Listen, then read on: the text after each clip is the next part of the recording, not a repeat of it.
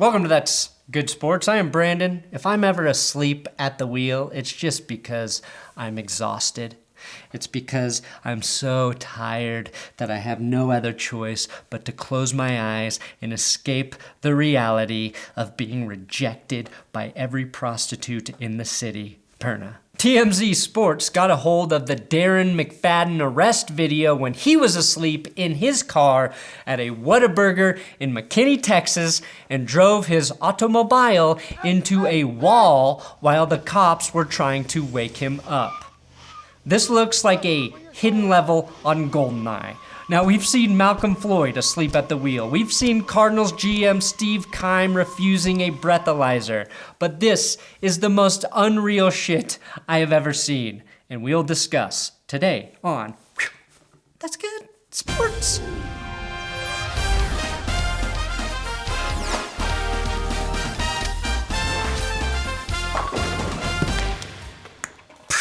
Please subscribe to this YouTube channel for NFL, football, sporting updates. I do have Big Dick Patreon shoutouts for Matt, Pasco, Chris. Hey, remember that time when Arrowhead Stadium was too loud for John Elway?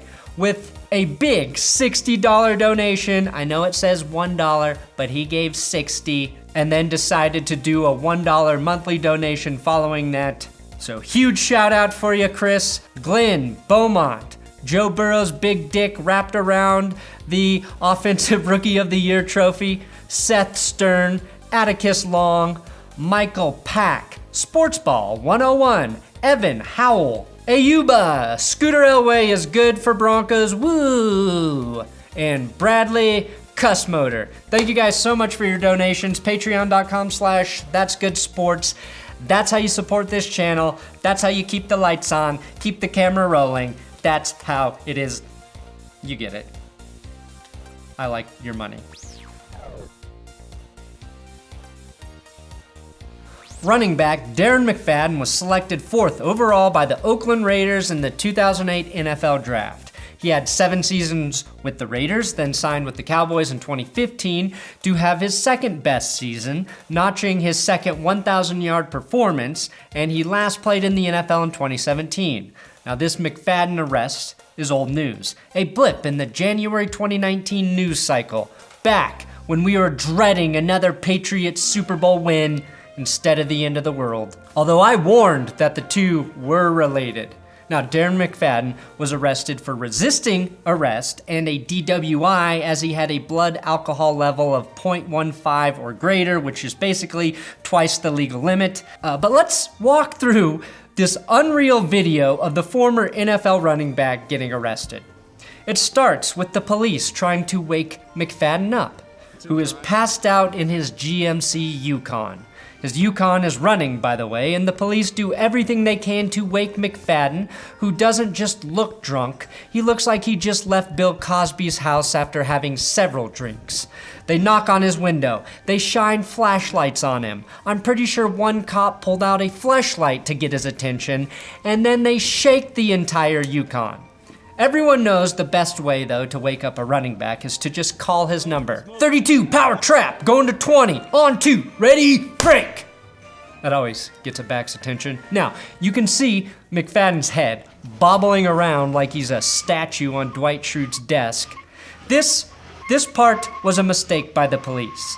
As they shake the car, they knock Darren McFadden's foot off of the brake where it slips to the gas pedal and then crashes the car into the Whataburger.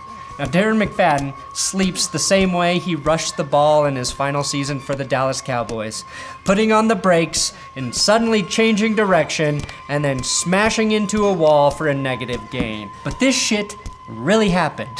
If I saw this in an episode of Blue Bloods, I'd be like, fake, this is fake as hell. But there's no faking a police body cam when it makes the assailant look guilty, right? Now, after the Yukon smashed into Whataburger, which is a shame it wasn't a smash burger, the police tried to smash open McFadden's windows with their billy clubs. Eventually, one cop pried the door open. The wheels are screeching as the cops desperately try and get McFadden out of the car and avoid a true disaster. Darren McFadden fell asleep waiting for dinner. and woke up mid-arrest with a gun in his face, cops screaming at him, covered in broken glass. That's the weird metaphor I would normally use to describe something on this show.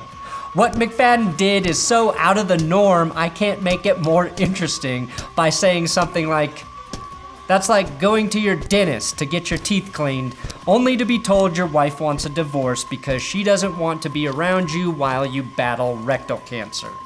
Why is my dentist telling me all of this information? See, not as interesting as what actually happened here.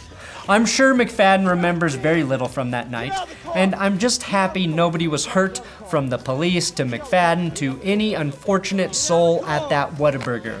Honestly, McFadden has the perfect defense here. He could just be like, how the fuck could this wreck be my fault? I was sleeping when I did it. I was drunk, sleeping at my home, sleptwalked into my car, and then woke up at a Whataburger. Not my fault, guys.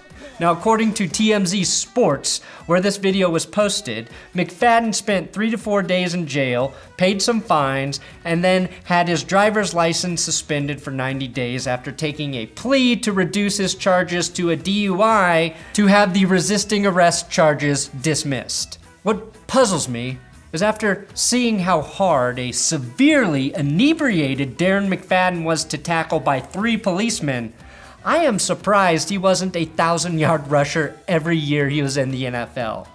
Maybe if he were allowed to play drunk, he wouldn't have been so easy to tackle for most of his career. Zing. I told you, that shit was crazy. Thanks for watching another episode of That's Good Sports. Please subscribe here on YouTube. I'm on Twitter, Instagram, @BrandonPerna if you want to follow and talk to me on the social medias. You can do it on that Twitters. Yeah, Twitters.